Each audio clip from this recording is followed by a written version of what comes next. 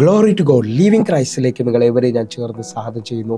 ഒരിക്കൽ കൂടെ ഈ തിരുവചനവുമായി നിങ്ങളുടെ മുമ്പിലേക്ക് കടന്നു വരുവാൻ വലിയവനായ ദൈവനെ സഹായിച്ച എല്ലാ വഴികൾക്കുമായി ഞാൻ ദൈവത്തിന് നന്ദി പറയുന്നു. പ്രിയരെ, പ്രാരംഭമായി ഈ എപ്പിസോഡ് സ്പോൺസർ ചെയ്തിരിക്കുന്നത് സൗത്ത് ആഫ്രിക്കയിൽ നിന്ന് ജോൺ ബെറർ ആണ്. തൻ്റെ പ്രാർത്ഥന വിഷയം എന്ന് പറയുന്നത് ഈ ഫെബ്രുവരി മാസം ആദ്യത്തെ ആഴ്ച തൻ്റെ ബിസിനസ്സിൻ്റെ ഇൻസ്പെക്ഷൻ നടക്കുകയാണ്. ആ ഇൻസ്പെക്ഷൻ എല്ലാം സക്സസ് ആകേണ്ടതിനായിട്ട് പ്രത്യേകമായി പ്രാർത്ഥന വിഷയം ചോദിക്കുന്നു. എൻ്റെ കൂടെ ചേർന്നുകൊണ്ട് ഈ മകന് വേണ്ടി എത്ര പേർ പ്രാർത്ഥിക്കും? ഈ മകൻ്റെ ജീവിതത്തിനകത്ത് അസാധാരണമായ ചില ദൈവപ്രവർത്തികൾക്ക് വേണ്ടി നമുക്ക് ഒരുമിക്കാൻ പറയുന്നത്, നമുക്ക് ഒരുമിച്ചൊന്ന് പ്രാർത്ഥിക്കാം. എൻ്റെ കൂടെ പ്രാർത്ഥിക്കാൻ പറ്റുന്ന ഓരോ ദൈവമക്കളും ഇപ്പോൾ തന്നെ കണ്ണുകൾ അടച്ച് പൂർണ്ണ ഹൃദയത്തോടെ പ്രാർത്ഥിക്കണമെന്ന് ഓർപ്പിക്കുന്നു. വലിയൊരു ദൈവപ്രവർത്തിക്കായിട്ട് നമുക്ക് ഒരുമിച്ച് പ്രാർത്ഥിക്കാം.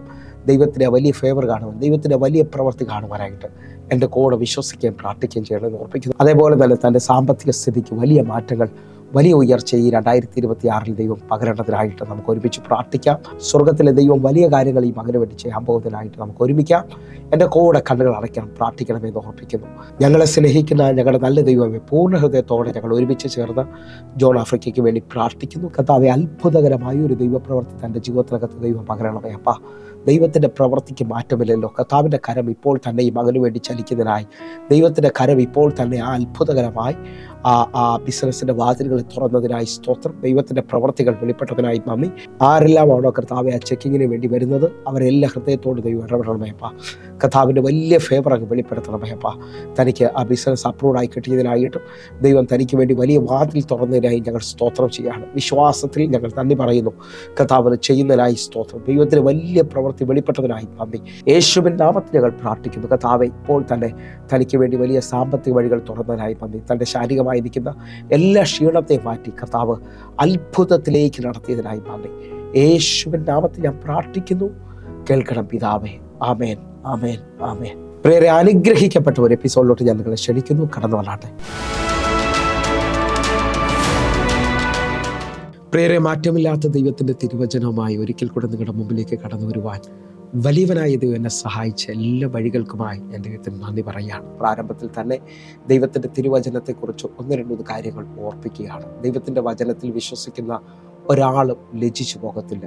കാരണം റോമാലേഖനം 10-ാം അധ്യായം 11-ാമത്തെ വാക്യം പറയുന്നു, അവനിൽ വിശ്വസിച്ച ഒരുവനും ലജ്ജിച്ചു പോകത്തില്ല.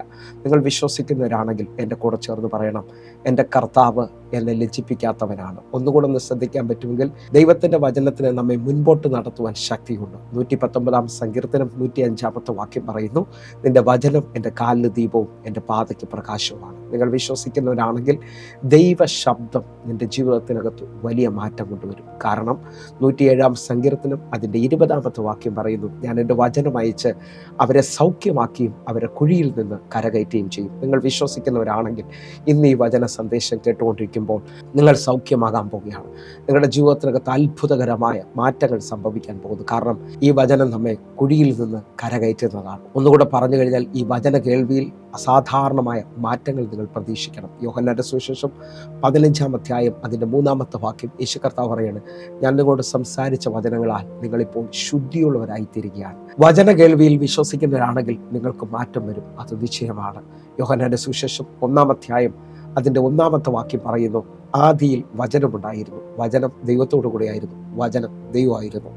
ആ നിലകളിൽ ഇന്ന് ഈ വചനം കേട്ടുകൊണ്ടിരിക്കുമ്പോൾ ഈ വചനത്തിന് ദൈവത്തോളം ശക്തിയുണ്ട് എന്ന് തിരിച്ചറിയുക. ഒന്നുകൂടെ പറഞ്ഞാൽ അതിൻ്റെ 4-ാമത്തെ വാക്യം പറയുന്നു, അവനിൽ ജീവൻ ഉണ്ടായിരുന്നു, ജീവൻ മനുഷ്യരുടെ വെളിച്ചമായിരുന്നു. നിങ്ങളുടെ ജീവിതത്തിനകത്ത് ഇതായി വചന കേൾവി വലിയ ഉറപ്പിനെയും വലിയ മാറ്റത്തെയും കൊണ്ടുവരാൻ പോകുന്നു. കാരണം യോഹന്നാന്റെ സുവിശേഷം 6-ാം അധ്യായത്തിൽ യേശു തൻ്റെ ശിഷ്യന്മാരോട് പറയുന്നു, ഞാൻ നിങ്ങളോട് സംസാരിച്ച വചനം ജീവനും ആത്മാവും ഉള്ളതാണ്. എന്നെ കേൾക്കുന്നവരെ, ഈ വചനത്തിന് ജീവനുണ്ട്. ആകയാൽ ഇന്ന് ഈ കേൾക്കുന്ന വചനത്തിനകത്ത് ഉറപ്പോടെ വിശ്വസിക്കുകയും പ്രാർത്ഥിക്കുകയും ചെയ്യുന്നുണ്ടെങ്കിൽ ഈ വചനം അതിൻ്റെ കാര്യം തികച്ചിട്ട് മാത്രമേ തിരിച്ചു പോകത്തുള്ളൂ. യെശയ്യാ പ്രവാചകന്റെ പുസ്തകം വ്യക്തമായി പറയുന്നു, പിതാവിൻ്റെ അധരത്തിൽ നിന്ന് പുറപ്പെടുകയും അതിൻ്റെ ഇഷ്ടം സാധിപ്പിക്കുകയും അവൻ അയച്ച കാര്യം തികയ്ക്കുകയും ചെയ്യുമെന്ന് പറയുന്ന ദൈവത്തിൻ്റെ വചനത്തിൻ്റെ ശക്തി ഇതാ എനിക്കും നിങ്ങൾക്കും വേണ്ടി വെളിപ്പെട്ടു വരാൻ പോവുകയാണ്. എങ്കിൽ ഇന്ന് നാം ചിന്തിക്കുന്നത്, പരിശുദ്ധാത്മാവ് ഒരുവനിൽ വന്നാൽ അവൻ്റെ ജീവിതത്തിനകത്തുണ്ടാകുന്ന മാറ്റങ്ങളെക്കുറിച്ചാണ്. എന്നെ കേൾക്കുന്നവരെ, പരിശുദ്ധാത്മാവിൽ നാം മുമ്പോട്ട് പോകണമെന്നും പരിശുദ്ധാത്മാവിൽ നാം നയിക്കപ്പെടുകയും പരിശുദ്ധാത്മാവിൻ്റെ മുദ്രയാണ് നമ്മെ നിത്യത വരെയും എത്തിക്കുന്നതെന്ന് തിരിച്ചറിഞ്ഞാൽ ഓരോ വ്യക്തികളും പരിശുദ്ധാത്മാവിനെ ആശ്രയിക്കാൻ തുടങ്ങും. എന്ന് പറഞ്ഞാൽ നിങ്ങളുടെ കരം പിടിച്ചു നടത്തുന്ന ആത്മാവിനെ നാം തിരിച്ചറിയാം. പഴയ നിയമത്തിലും പുതിയ നിയമത്തിലും ഉണ്ടാകുന്ന വ്യത്യാസങ്ങളെ കുറിച്ചും കൂടെ ഈ വചന സന്ദേശത്തിൽ ഒന്ന് ചെറുതായി ചിന്തിക്കാൻ ആഗ്രഹിക്കുന്നു. എന്നെ കേൾക്കുന്നവരുണ്ടെങ്കിൽ 1 കൊരിന്ത്യർ 12 അധ്യായം അതിന്റെ 3 വാക്യത്തിലേക്ക്, ആകയാൽ ദൈവാത്മാവിൽ സംസാരിക്കുന്ന ആരും യേശു ശപിക്കപ്പെട്ടവൻ എന്ന് പറയുകയില്ല, പരിശുദ്ധാത്മാവിൽ അല്ലാതെ യേശു കർത്താവ് എന്ന് പറയുവാൻ ആർക്കും കഴിയുകയില്ല എന്ന് ഞാൻ നിങ്ങളെ ഗ്രഹിപ്പിക്കുന്നു. പ്രിയരേ, ഈ വാക്യത്തിനകത്ത് വലിയ ആഴമുണ്ട്.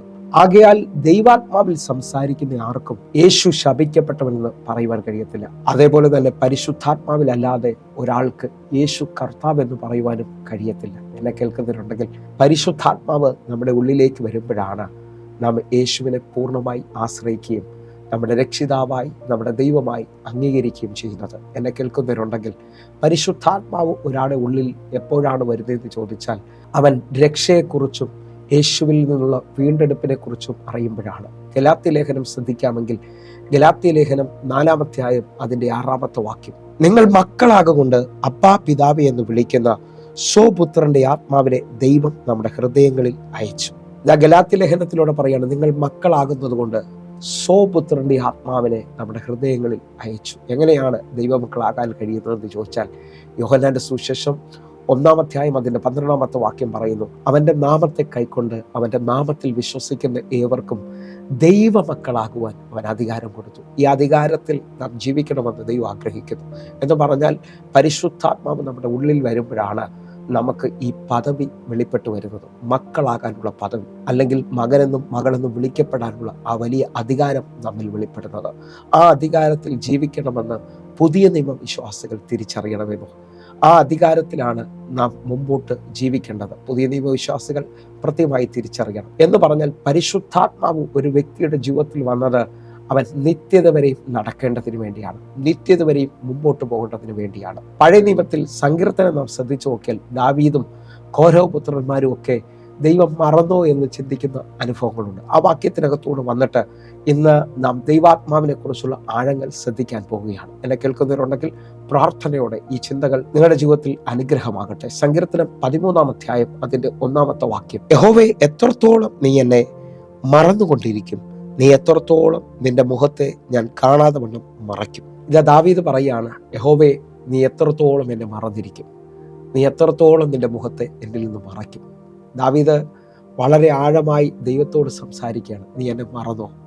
എന്നെ കേൾക്കുന്നവരെ, ഞാനും നിങ്ങളും തിരിച്ചറിയേണ്ടതാ, ജീവൻ തന്ന് സ്നേഹിച്ച ദൈവത്തിന് എന്നെയും നിങ്ങളെ മറക്കുവാൻ കഴിയത്തില്ല. എന്നെയും നിങ്ങളെ മുമ്പോട്ട് നടത്തുവാൻ അവൻ്റെ ആത്മാവിനെയാണ് നമ്മുടെ ജീവിതത്തിൽ തന്നിരിക്കുന്നത്. എന്നാൽ പഴയ നിയമത്തിലെ ഭക്തന്മാർ ചിലവർ അതിദുഃഖത്തിലായി ദൈവത്തിൽ നിന്ന് അകന്നുപോയോ അല്ലെങ്കിൽ ദൈവം കാണുന്നില്ലയോ എന്നൊക്കെ ചോദിക്കുന്ന അനുഭവങ്ങളുണ്ട്. പഴയ നിയമത്തിൽ റൂത്തിന്റെ പുസ്തകത്തിൽ റൂത്തിന്റെ അമ്മായിയമ്മ നവോമി പറയുകയാണ്, ഞാൻ നിറഞ്ഞവളായി വന്നു, ഇപ്പോൾ ഒഴിഞ്ഞവളായി പോവുകയാണ്, എനിക്ക് ദൈവത്തോട് വലിയ കയ്പാണ് ഉള്ളത്. ഇങ്ങനെയൊക്കെ അനുഭവങ്ങൾ ഒത്തിരി മേഖലയിലുണ്ട്. എന്നാൽ പുതിയ നിയമത്തിൽ ഒരു ഭക്തൻ തിരിച്ചറിയേണ്ടത് ദൈവത്തെ സ്നേഹിക്കുന്നവർക്കും നിർണയപ്രകാരം വിളിക്കപ്പെട്ടവർക്കും സകലതും നന്മയ്ക്കായി കൂടി വ്യാപരിക്കുന്നുള്ളതാണ്. ഒന്നുകൂടെ നിങ്ങൾ ശ്രദ്ധിക്കണം. കോരഹ് പുത്രന്മാർ പറയുന്നത് 42 സങ്കീർത്തനം അതിന്റെ 9 വാക്യം, നീ എന്നെ മറന്നത് എന്ത്, ശത്രുവിന്റെ ഉപദ്രവ ഹേതുവായി ഞാൻ ദുഃഖിച്ച് നടക്കേണ്ടി വന്നതും എന്ത്. 9 വാക്യത്തിൽ ഇതാ കോരഹ് പുത്രന്മാർ 2 വലിയ ചോദ്യങ്ങളാണ് പറയുന്നത്. നീ എന്നെ മറന്നത് എന്ത്, ശത്രുവിന്റെ ഉപദ്രവ ഹേതുവായി ഞാൻ ദുഃഖിച്ച് നടക്കേണ്ടി വന്നതും എന്ത്.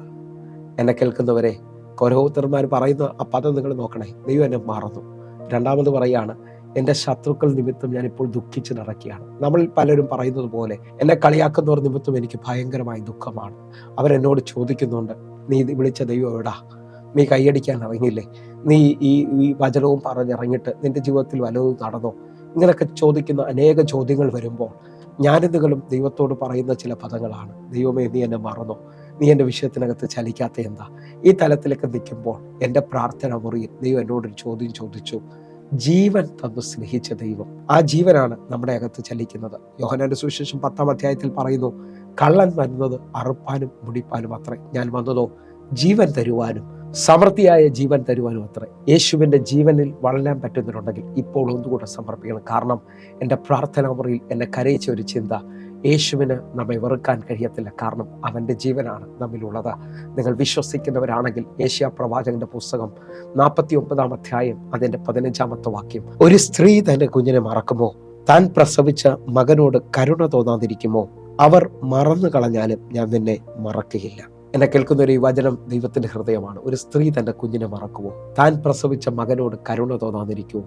അവർ നിന്നെ മറന്നു കളഞ്ഞാലും ഞാൻ നിന്നെ മറക്കത്തില്ല. അമ്മയുടെ ഉദരം മുതൽ പേര് ചൊല്ലി വിളിച്ച കർത്താവ് ഇതിനകത്ത് നിന്നുകൊണ്ട് ഞാൻ വിളിച്ചു പറയട്ടെ, നിങ്ങളുടെ വീട്ടിൽ പലവരും നിങ്ങളെ നോക്കി പറയുന്നുണ്ടായിരിക്കാം. ഭാര്യ നിങ്ങളെ നോക്കി പറയുന്നുണ്ടാകാം, എനിക്ക് നിങ്ങളെ നല്ലതുപോലെ അറിയാം, ഞാൻ നിങ്ങളെ ഒത്തിരി വർഷങ്ങളായി അറിയുന്നില്ലേ. അത് കേൾക്കുമ്പോൾ അമ്മ പറയും, ഭാര്യ അറിയുന്നതിന് മുമ്പേ എൻ്റെ ഉദരത്തിൽ 9 മാസം ഞാൻ ചുമന്നതാണ്, എൻ്റെ ഉദരത്തിൽ കിടക്കുമ്പോഴേ എനിക്ക് കുഞ്ഞിനെ അറിയാം. ആ നിലയിൽ ശ്രദ്ധിക്കുമ്പോൾ ദൈവത്തിന് നിങ്ങളോട് പറയാനുള്ളത്, അമ്മയുടെ ഉദരത്തിൽ ഉരുവാകുന്നതിന് മുമ്പേ, ലോകസ്ഥാപനത്തിന് മുമ്പേ പേര് ചൊല്ലി വിളിച്ചൊരു ദൈവമുണ്ട്. ആ ദൈവത്തിന് എന്നെ നിങ്ങളെക്കുറിച്ച് വ്യക്തതയുണ്ട്. ഞാൻ ആത്മാവിൽ ഒന്നുകൊണ്ടൊന്ന് ഓർപ്പിക്കട്ടെ, ഒരു സ്കൂളിൽ 1000 കുഞ്ഞുങ്ങളുണ്ടെങ്കിൽ അവിടുത്തെ അധ്യാപകർക്ക് എല്ലാവരെയും പേരറിയണമെന്നില്ല, അതിനകത്ത് എല്ലാവരെയും മനസ്സിലാകണമെന്നില്ല. പക്ഷേ എൻ്റെ കർത്താവ് ഇനി ലക്ഷങ്ങളുടെ നടുവിൽ നീ നിന്നാലും നിന്നെ വ്യക്തമാണ്, നിന്റെ പേര് വ്യക്തമാണ്, നിന്റെ അവസ്ഥ വ്യക്തമാണ്. അങ്ങനെ ഉണ്ടെങ്കിൽ ഈ പ്രാർത്ഥന നടന്നുകൊണ്ടിരിക്കുമ്പോൾ പരിശുദ്ധാത്മാവിൻ്റെ സഹായത്താൽ മുമ്പോട്ട് പോകാൻ നിങ്ങൾ തയ്യാറാകണം. ഇനി പരിശുദ്ധാത്മാവ് ഒരു വ്യക്തിയിലേക്ക് വന്നാൽ അവനുണ്ടാകുന്ന അനുഭവങ്ങളെ 10 ചിന്തകൾ നമ്മൾ ചിന്തിക്കാൻ പോവുകയാണ്.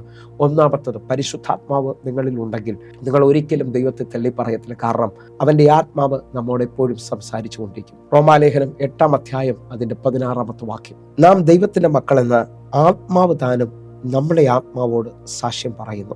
ഈ വചനത്തിന്റെ അടിസ്ഥാനത്തിൽ ഇതാ ദൈവത്തിന്റെ ആത്മാവ് നമ്മുടെ ആത്മാവോട് സാക്ഷ്യം പറയാണ്, നിങ്ങൾ ദൈവത്തിന്റെ മക്കളാണ്. എവിടെങ്കിലുമൊക്കെ സങ്കടപ്പെടുന്ന, അധൈര്യപ്പെട്ടു പോകുന്ന ചിലരോട് ദൈവത്തിന് പറയാനുണ്ട്, എൻ്റെ ആത്മാവ് നിങ്ങളോട് സാക്ഷ്യം പറയും, നിങ്ങൾ തകർന്നു പോകേണ്ട ആളല്ല, നിങ്ങൾ കുഴഞ്ഞു പോകേണ്ട ആളല്ല, നിങ്ങൾ വീണു പോകേണ്ട ആളല്ല. ദൈവത്തിന്റെ ആത്മാവ് നടത്തുന്നവർ, ദൈവത്തിന്റെ ആത്മാവ് ഉള്ളിലുള്ളവര്, അവൻ്റെ ആത്മാവ് ബലം നൽകും. നീ ദൈവത്തിന്റെ പൈതലാണ്, നീ ദൈവത്തിന്റെ മകനാണ്. ഇതിന്റെ 14 വാക്യം കൂടെ, റോമാലേഖനം 8:14 വാക്യം കൂടെ, ദൈവത്തിന്റെ ആത്മാവ് നടത്തുന്ന ഏവരും ദൈവത്തിന്റെ മക്കൾ ആകുന്നു. നിങ്ങൾ വിശ്വസിക്കുന്നവരാണെങ്കിൽ എന്നെ ദൈവത്തിന്റെ ആത്മാവ് നടത്തുന്നുണ്ട്, ഞാൻ ദൈവത്തിന്റെ മകനും മകളുമാണ്. അങ്ങനെയുള്ളവർ തകർന്നു പോകാൻ ദൈവം സമ്മതിക്കത്തില്ലെന്നേ. നിങ്ങൾ വിഷമിച്ച് ദൈവത്തിൽ നിന്ന് അകന്നു പോകാൻ ദൈവം സമ്മതിക്കത്തില്ല. കാരണം ഞാൻ ഇങ്ങനൊന്ന് വിളിച്ചു പറയാം, പൗലോസും ശീലാസും അടിയേറ്റ് കൈകാലുകൾ ആമത്തിലിട്ട് പൂട്ടപ്പെട്ട് വല്ലാത്ത വേദനയിലാണ് അവർ കിടക്കുന്നത്. കാരണം ശരീരം മുറിവേറ്റിട്ടുണ്ട്. ഞാനും നിങ്ങളുമാണെങ്കിൽ ആ സമയത്ത് നെഗറ്റീവ് പറയും. പക്ഷേ അവർ അർദ്ധരാത്രിയിൽ പാടുകയും സ്തുതിക്കുകയും ചെയ്യാൻ തുടങ്ങി. ആത്മാവിന്റെ ബലം ആ കാരാഗ്രഹത്തെ പൊളിച്ചു കളഞ്ഞു. നിങ്ങൾ വിശ്വസിക്കുന്നവരാണെങ്കിൽ എത്ര വേദനയിലൂടെ കടന്നുപോയാലും, എത്ര വിഷമത്തിലൂടെ കടന്നുപോയാലും, ചില മിനിറ്റുകളൊന്ന് ആത്മാവിൽ പ്രാർത്ഥിക്കാൻ തുടങ്ങിയാൽ, ചില മിനിറ്റുകളൊന്ന് ആത്മാവിൽ ആരാധിക്കാൻ തുടങ്ങിയാൽ, അവിടെ നിങ്ങളുടെ പ്രശ്നങ്ങൾക്ക് പരിഹാരമുണ്ടാകും. അവിടെ നിങ്ങളുടെ വേദനകൾ നിങ്ങളെ വിട്ടുമാറും. കാരണം നിങ്ങളുടെ ഉള്ളിൽ ദൈവത്തിന്റെ ആത്മാവ് വസിക്കുന്നു. നിങ്ങളോട് ദൈവത്തിന്റെ ആത്മാവ് പറയുന്നു, നിങ്ങൾ ദൈവത്തിന്റെ മക്കളാകുന്നു. വിശ്വസിക്കുന്നുണ്ടെങ്കിൽ സ്വപുത്രന്റെ ആത്മാവാണ് നിങ്ങളുടെ മുന്നിൽ വെളിപ്പെട്ട് നിൽക്കുന്നത്. ഈ എപ്പിസോഡ് നടന്നുകൊണ്ടിരിക്കുമ്പോൾ തന്നെ ആത്മാവിൽ പ്രാർത്ഥിക്കാൻ പറ്റുന്നവർ, ആത്മാവിൽ ബലപ്പെടാൻ പറ്റുന്നുണ്ടെങ്കിൽ എൻ്റെ കൂടെ ചേർന്നുകൊണ്ട് ബലപ്പെടണം. ഒന്നാമത്, ദൈവത്തിന്റെ ആത്മാവുള്ള ഒരാളുടെ പ്രത്യേകത എന്ന് പറയുന്നത്, അവനോട് എപ്പോഴും ദൈവത്തിന്റെ ആത്മാവ് അവനോട് സംസാരിച്ചു കൊണ്ടിരിക്കും, അവനെ മുമ്പോട്ട് നടത്തിക്കൊണ്ടിരിക്കും. കാരണം ദൈവത്തിന്റെ ആത്മാവിലാണ് അവൻ മുമ്പോട്ട് പോകുന്നത്. രണ്ടാമത്തെ അനുഭവം എന്ന് പറയുന്നത്, ആ വ്യക്തിക്ക് വലിയ മാറ്റങ്ങൾ സംഭവിക്കും. സ്വഭാവത്തിനകത്ത് പുറമേയും അകമേയും വലിയ മാറ്റങ്ങൾ ഉണ്ടാകും. ഗലാത്യ ലേഖനം 5 അധ്യായം അതിന്റെ 22-23 വാക്യങ്ങൾ, ആത്മാവിന്റെ ഫലമോ സ്നേഹം, സന്തോഷം, സമാധാനം, ദീർഘക്ഷമ, ദയ, പരോപകാരം. 23 വാക്യം, വിശ്വസ്തത, സൗമ്യത, ഇന്ദ്രിയജയം.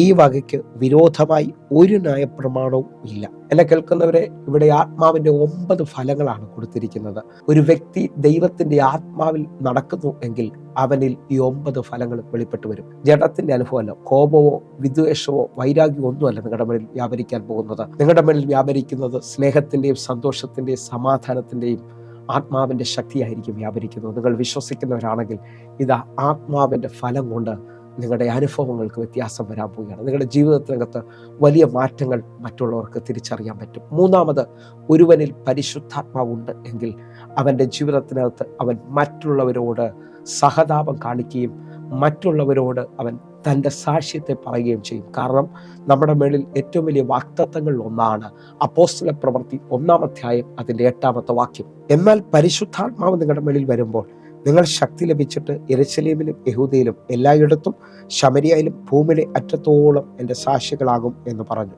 ഈ വചനഭാഗം വ്യക്തമായി ശ്രദ്ധിക്കുമ്പോൾ പരിശുദ്ധാത്മാവ് നിങ്ങളുടെ മേളിൽ വന്നാൽ നിങ്ങൾ ശക്തി ലഭിച്ചിട്ട് യെരൂശലേമിലും യഹൂദയിലും ശമരിയയിലും ലോകത്തിൻ്റെ അറ്റത്തോളം എൻ്റെ സാക്ഷികളായിത്തീരും. നിങ്ങൾ വിശ്വസിക്കുന്നവരാണെങ്കിൽ നിങ്ങളുടെ ജീവിതത്തിനകത്ത് പരിശുദ്ധാത്മാവ് വരുമ്പോൾ മറ്റൊരാളെ കണ്ടാൽ നിങ്ങൾക്ക് ആത്മഭാരമുണ്ടാകും. ആ വ്യക്തിയും കൂടെ കർത്താവിനെ അറിയണമെന്നുള്ളത് ഇതൊരു നല്ല സ്വഭാവമാണ്.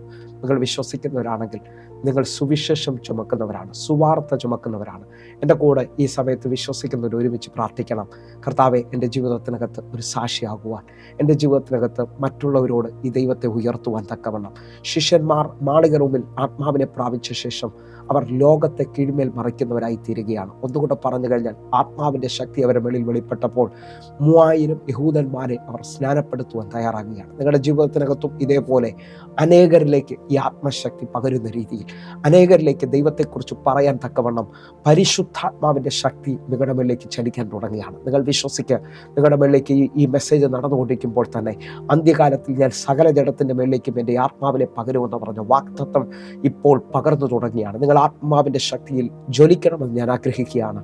നിങ്ങൾ പുതിയ നിയമവിശ്വാസികളായി നിരാശപ്പെടാതെ, ദൈവത്തോട് പിറുപിറുക്കാതെ, നിങ്ങൾ ആത്മാവിൽ മുദ്ര ചെയ്യപ്പെട്ടവരായി നിങ്ങൾ മുമ്പോട്ട് പോകേണ്ടതിനായിട്ട്, നിങ്ങൾ ആ പട്ടണത്തിൽ വാലല്ല തല തന്നെ ആയിത്തീരുമെന്നുള്ളത് പൂർണ്ണമായി മനസ്സിലാകേണ്ടതിനായിട്ട് നമുക്ക് ദൈവത്തിൻ്റെ സാക്ഷികളാകാൻ പ്രിയരെ. നിങ്ങൾ ഇപ്പോൾ തന്നെ പ്രാർത്ഥിക്കുമെങ്കിൽ ദൈവാത്മാവ് നിങ്ങളിൽ ചലിക്കാൻ പോവുകയാണ്. ദൈവാത്മാവിൻ്റെ ശക്തി നിങ്ങളുടെ മേളിൽ പകരപ്പെടുകയാണ്. അതേപോലെ തന്നെ 4ാമത്തെ ചിന്തയിലേക്ക് നമ്മൾ വരികയാണ്. ദൈവത്തിൻ്റെ ആത്മാവ് ഒരുവനിൽ ഉണ്ടെങ്കിൽ അവൻ അന്യഭാഷയിൽ സംസാരിക്കാൻ തുടങ്ങും.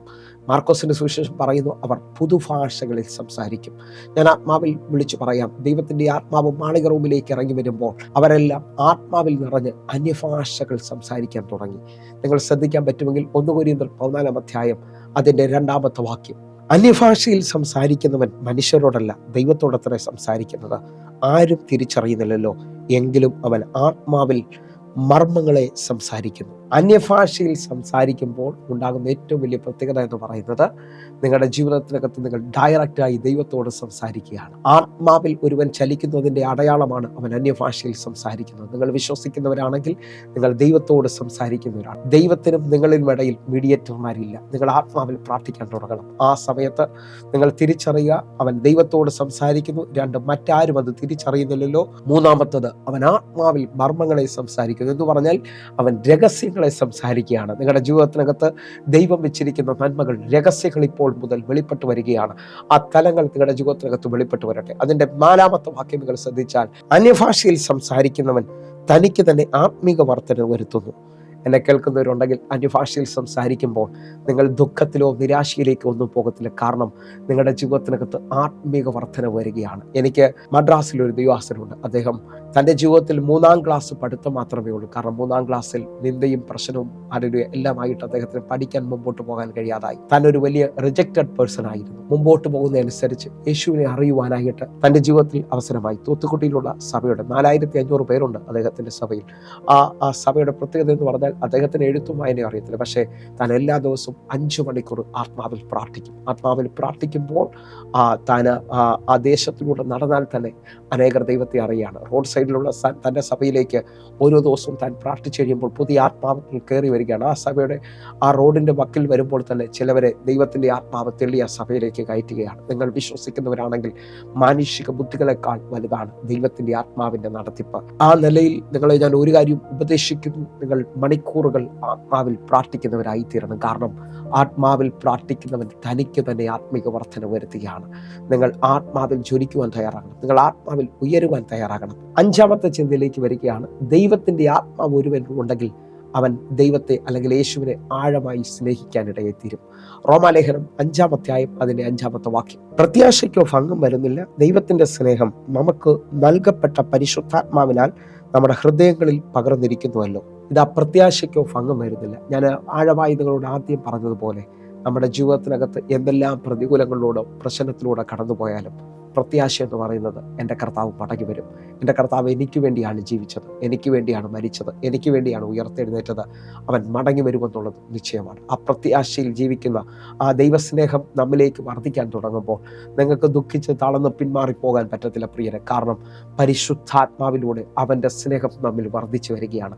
ആ സ്നേഹത്തിൽ പിടിക്കപ്പെട്ടവരുണ്ടെങ്കിൽ ഇപ്പോൾ ഒരുമിച്ച് എൻ്റെ കൂടെ ചേർന്നുകൊണ്ട് യേശുവിനെ ആരാധിക്കുവാൻ, യേശുവിനെ ഉയർത്തുവാൻ തയ്യാറാകണം. അപ്പോൾ അഞ്ചാമത്തെ ചിന്ത എന്ന് പറയുന്നത് ദൈവസ്നേഹം നമ്മിൽ വർദ്ധിക്കുമെന്നുള്ളതാണ്.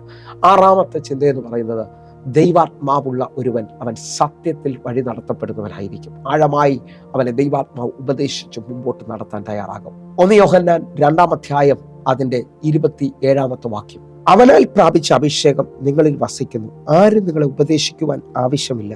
അവന്റെ അഭിഷേകം തന്നെ നിങ്ങൾക്ക് സകലതും ഉപദേശിച്ചു തരികയാലും അത് ഫോഴ്സ്കല്ല, സത്യം തന്നെ ആയിരിക്കാലും അത് നിങ്ങളെ ഉപദേശിച്ചതുപോലെ നിങ്ങൾ അവനിൽ വസിക്കുവിൻ. ദൈവത്തിന്റെ വചനം പറയാണ്, ദൈവത്തിന്റെ അഭിഷേകം, ദൈവത്തിന്റെ ആത്മാവുള്ളവരെ ആരും ഉപദേശിച്ചില്ലെങ്കിലും സത്യത്തിൽ അവൻ മുമ്പോട്ട് നടക്കാൻ തുടങ്ങും. ദൈവത്തിന്റെ ആത്മാവ് അവനെ വഴി നടത്തും. ഒന്നുകൂടെ പറഞ്ഞാൽ യോഹന്നാന്റെ സുവിശേഷം 16-ാം അധ്യായം അതിന്റെ 13-ാമത്തെ വാക്യം, സത്യത്തിന്റെ ആത്മാവ് വരുമ്പോഴോ അവൻ നിങ്ങളെ സകല സത്യത്തിലും വഴി നടത്തും. അവൻ സ്വയമായി സംസാരിക്കാതെ താൻ കേൾക്കുന്നത് സംസാരിക്കുകയും വരുവാനുള്ളത് നിങ്ങൾക്ക് അറിയിച്ചു തരികയും ചെയ്യും. ഇപ്പോൾ 6-ാമത്തെ ചിന്ത, ദൈവത്തിന്റെ ആത്മാവ് നമ്മളെ സകല സത്യത്തിലും വഴി നടത്തുമെന്നുള്ളതാണ്. നിങ്ങൾ വിശ്വസിക്കുന്നവരാണെങ്കിൽ ദൈവത്തിന്റെ ആത്മാവിൽ വളരുവാൻ തയ്യാറാകണം. 7-ാമത്തെ ചിന്ത, ദൈവത്തിന്റെ ആത്മാവുള്ള ഒരാൾ അനാഥനായി ജീവിക്കത്തില്ല. ഞാൻ നിങ്ങളെ ഒരു നാളും ഉപേക്ഷിക്കത്തില്ല എന്ന് പറഞ്ഞ വാഗ്ദത്തത്തിലായിരിക്കും അവൻ മുമ്പോട്ട് പോകുന്നത്. കാരണം അവന്റെ കൂടെ നടക്കുന്ന പരിശുദ്ധാത്മാവിനെ അല്ലെങ്കിൽ കാര്യസ്ഥനെ അവൻ തിരിച്ചറിയുകയാണ്. യോഹന്നാന്റെ സുവിശേഷം 14-ാം അധ്യായം അതിന്റെ 16, 17, 18 വാക്യങ്ങൾ, എന്നാൽ ഞാൻ പിതാവിനോട് ചോദിക്കും, അവൻ സത്യത്തിന്റെ ആത്മാവെന്ന മറ്റൊരു കാര്യസ്ഥനെ എന്നേക്കും നിങ്ങളുടെ കൂടെ ഇരിക്കേണ്ടതിന് നിങ്ങൾക്ക് തരും. 17-ാമത്തെ വാക്യം, ലോകം അവനെ കാണുകയോ അറിയുകയോ ചെയ്യാൻ അതിന് അവനെ ലഭിക്കുവാൻ കഴിയില്ല. നിങ്ങളോ അവൻ നിങ്ങളോടുകൂടെ വസിക്കുകയും നിങ്ങൾ ഇരിക്കുകയും ചെയ്യുന്നതുകൊണ്ട് അവനെ അറിയുന്നു. 18-ാമത്തെ വാക്യം, ഞാൻ നിങ്ങളെ അനാഥരായി വിടുകയില്ല, ഞാൻ നിങ്ങളുടെ അടുക്കൽ വരും. ഈ 3 വാക്യങ്ങൾ വായിക്കുമ്പോൾ പിതാവിനോട് ഞാൻ ചോദിക്കും, സത്യത്തിന്റെ ആത്മാവെന്ന മറ്റൊരു കാര്യസ്ഥനെ എന്നേക്കും നിങ്ങളുടെ കൂടെ ഇരിക്കേണ്ടതിനായിട്ട്. നമ്മൾ അനാഥരല്ല കേട്ടോ.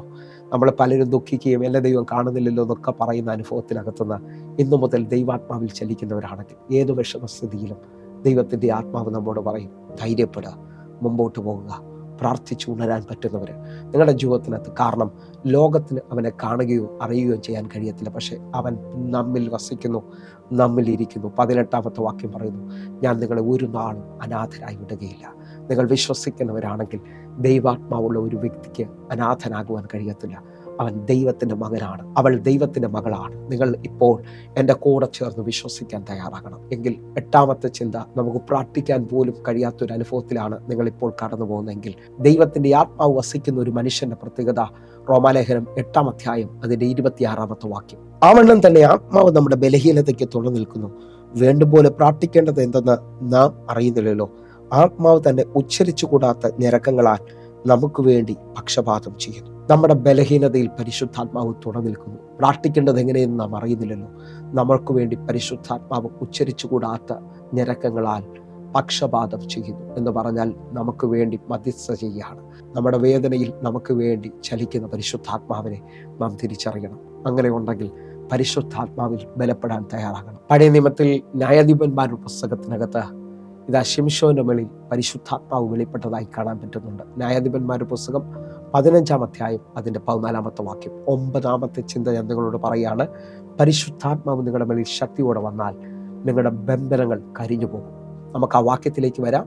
ന്യായാധിപന്മാരുടെ പുസ്തകം 15-ാം അധ്യായം 14-ാമത്തെ വാക്യം, അവൻ ലേഹയിൽ എത്തിയപ്പോൾ ഫെരിസ്യർ അവനെ കണ്ടിട്ട് ആർത്തു. അപ്പോൾ യഹോവയുടെ ആത്മാവ് അവന്റെ മേൽ വന്ന അവന്റെ കൈ കെട്ടിയിരുന്ന കയർ തീ കൊണ്ട് കരിഞ്ഞ ചണനൂല് പോലെയായി അവന്റെ ബന്ധനങ്ങൾ കയ്യിൽ നിന്ന് ദ്രവിച്ചുപോയി. ഇതാ ഫെലിസ്തീർ അവനെ കണ്ടിട്ട് ആർക്കുന്ന സമയത്ത് അവന്റെ മേലിലേക്ക് യഹോവയുടെ ആത്മാവ് ശക്തിയോടെ വെളിപ്പെട്ടു. ആ സമയത്ത് അവന്റെ കയ്യിൽ കെട്ടിയിരുന്ന കയറുകൾ ചണനൂല് പോലെ കരിഞ്ഞുപോയി. നിങ്ങൾ വിശ്വസിക്കുന്നവരാണെങ്കിൽ ദൈവത്തിന്റെ ആത്മാവിലൊന്ന് ബലപ്പെട്ടാൽ ബന്ധനങ്ങൾ കരിയും.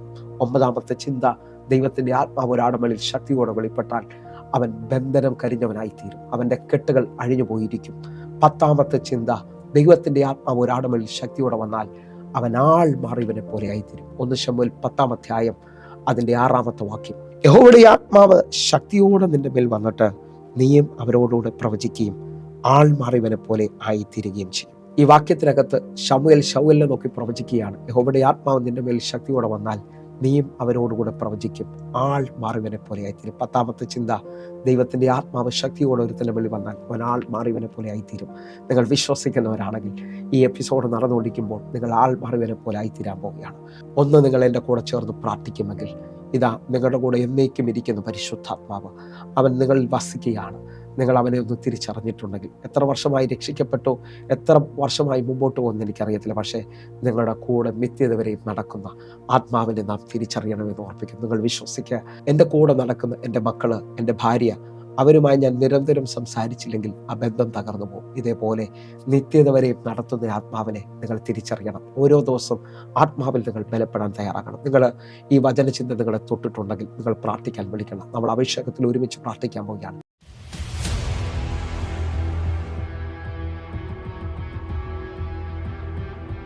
ഈ മാസം ഒരു സാക്ഷ്യമായിട്ട് വരും, അത് ഒപ്പിട്ടൊരു നന്മ സ്വീകരിക്കുന്നു പറഞ്ഞു. അപ്പോൾ നമ്മൾ പല ഇതും പ്രതീക്ഷിച്ച് വരുമ്പോൾ നമുക്ക് സാക്ഷ്യം അങ്ങനെ കേൾക്കുമ്പോൾ അതാ നടക്കാൻ സാധ്യതയുണ്ടെന്ന് തോന്നും. പക്ഷേ എന്നെ സംബന്ധിച്ചോളം എനിക്ക് ഈ ദൂതമ്മ ഒന്നും പിടികിട്ടിയില്ല. അങ്ങനെ ഞാൻ വീട്ടിലിങ്ങനെ ഒരു മാസം എന്ത് നടക്കുന്ന വെച്ചിരിക്കുകയായിരുന്നു. അപ്പോൾ ഞങ്ങൾ ഒരു വീട് പണിതിട്ടുണ്ടായിരുന്നു. ആ വീട് പുതിയ വീട് പണിതപ്പോൾ അവിടെ ഒരു ടൗണിനോട് ചേർന്ന് പണിതിരിക്കുന്നത്. അപ്പോൾ അവിടെ പണിത സ്ഥലത്ത് വീട് അത്യാവശ്യം ഫില്ലായി. അപ്പോൾ പിന്നെ ഈ വേസ്റ്റ് സംബന്ധമായ വിഷയത്തിന് അവിടെ ഒരു സൗകര്യം കിട്ടിയില്ല.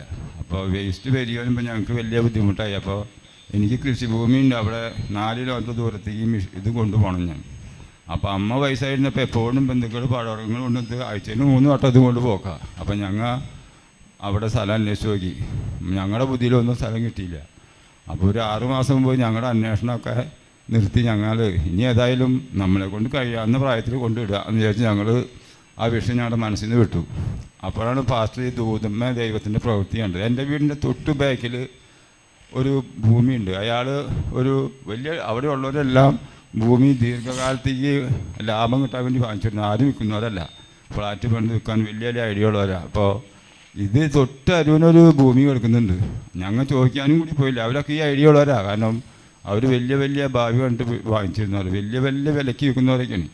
ഞങ്ങൾ ആ മനസ്സിൽ നിന്ന് വിട്ടുപോയി. അപ്പോൾ ഈ പിന്നിൽ എൻ്റെ വീടിൻ്റെ തൊട്ട് അടുക്കളയിലൊക്കെ ഇത്ര നടക്കാനുള്ള കാണാവുന്ന ദൂരത്തിലുള്ള ഈ ഭൂമി അയാൾ ഇത് വിൽക്കുന്നുണ്ടെന്ന് ഒരു ബന്ധു വന്ന് ഞങ്ങളോട് പറഞ്ഞു. ഞാൻ അത് കേട്ട് ഞെട്ടിപ്പോയി. ഞങ്ങൾ ചോദിക്കാൻ വരെ ചിന്തിക്കാത്ത കാര്യമാണ്. അപ്പോൾ ദൈവത്തിൻ്റെ പ്രവൃത്തിയാണ്. അപ്പോൾ ഞങ്ങൾ അദ്ദേഹമായിട്ട് ബന്ധപ്പെട്ടപ്പോൾ അദ്ദേഹം പറഞ്ഞു, അപ്പോൾ എനിക്കൊരു 5 സെൻറ്റ് സ്ഥലം കിട്ടിയാലും മതി. അപ്പോൾ അയാൾ പറഞ്ഞു, ഇത് 5 സെൻറ്റ് അല്ല സ്ഥലമല്ല, 10 സെൻറ്റിൻ്റെ അടുക്ക് വരും, എന്തെങ്കിലും ആവട്ടെ, 10 ഞാൻ ഓക്കെ പറഞ്ഞു. ഈ സമയത്തിനുള്ളിൽ കർത്താവ് ക്രമീകരിച്ചു. സഡനായിട്ട് ഈ സംഭവം ഇന്നലെ കൊണ്ട് കരാർ എഴുതി അയാൾക്ക് ക്യാഷ് കൊടുത്ത് ഈ സമയം എല്ലാം ഭംഗിയാക്കി കർത്താവ് എനിക്കൊരു അത്ഭുതം ചെയ്തു. കാരണം എൻ്റെ ജീവിതത്തിൽ ഈ 20 ദിവസത്തിനുള്ളിൽ ഇത്ര വലിയൊരു ദൂത് നിറവേറുന്ന ഞാൻ ആദ്യമായിട്ടാണ് എൻ്റെ അനുഭവം. അപ്പോൾ ഇത്ര വലിയ ദൂത് അറിയിച്ച എൻ്റെ യേശുവിനും പാസ്റ്റർക്ക് സഭയ്ക്ക് പ്രത്യേകിച്ച് നന്ദി പറഞ്ഞിട്ടുണ്ട്. ഈ ദിവസങ്ങളിൽ വലിയ കാര്യങ്ങൾ ദൈവം നിങ്ങൾക്ക് വേണ്ടി ചെയ്യും. കണ്ണുകൾ അടയ്ക്കാം. ഞങ്ങളെ സ്നേഹിക്കുന്ന ഞങ്ങളുടെ നല്ല ദൈവമേ, പൂർണ്ണ ഹൃദയത്തോടെ എന്നെ കാണുന്ന ഓരോ ദൈവമക്കളുടെ മേലേക്കും വാഗ്ദത്തങ്ങൾ വെളിപ്പെട്ടു വരട്ടെ. അന്ത്യകാലത്തിൽ ഞാൻ സകല ജഡത്തിൻ്റെ മേലേക്കും എൻ്റെ ആത്മാവിനെ പകരുമെന്ന് പറഞ്ഞ അതിശക്തമേറിയ വാഗ്ദത്തത്തിൻ്റെ ശക്തി ഇവരെ മേളിൽ ചലിക്കട്ടെ. ഇവർ ആത്മാവിൽ ബലപ്പെടട്ടെ. ദൈവപ്രവൃത്തി ഇവരെ മേളിൽ സംഭവിക്കട്ടെ. യേശുവിൻ്റെ അധികാരമുള്ള നാമത്തിൽ ഞാൻ പ്രാർത്ഥിക്കുന്നു. വലിയ ദൈവപ്രവൃത്തി നടന്നതിനായി നന്ദി. യേശുവിൻ നാമത്തിൽ തന്നെ. ആമേൻ, ആമേൻ, ആമേൻ. പ്രിയരെ, ഈ വചന സന്ദേശം നിങ്ങൾക്ക് അനുഗ്രഹമായെന്ന് വിശ്വസിക്കുന്നു. നിങ്ങൾ ഈ കാണുന്ന നമ്പറുകളിലേക്ക് വേഗത്തിൽ വിളിക്കണം. നിങ്ങളുടെ പ്രാർത്ഥനാ വിഷയങ്ങൾ വാട്സാപ്പിൽ മെസ്സേജ് അയക്കണമെന്ന് ഓർപ്പിക്കുന്നു. നമുക്ക് ഒരുമിച്ച് ഈ ദിവസങ്ങളിൽ ദൈവരാജ്യം പണിയാം. ദൈവരാജ്യത്തിൻ്റെ ഉയർച്ച നമുക്ക് അനുഭവിക്കാൻ കഴിയും. നമുക്ക് ഒരുമിച്ച് ദൈവരാജ്യത്തിൻ്റെ ഉയർച്ചയ്ക്കായി മുമ്പോട്ട് പോകാം. സ്വർഗ്ഗം നിങ്ങളെ അനുഗ്രഹിക്കട്ടെ. God bless you. ആമേൻ.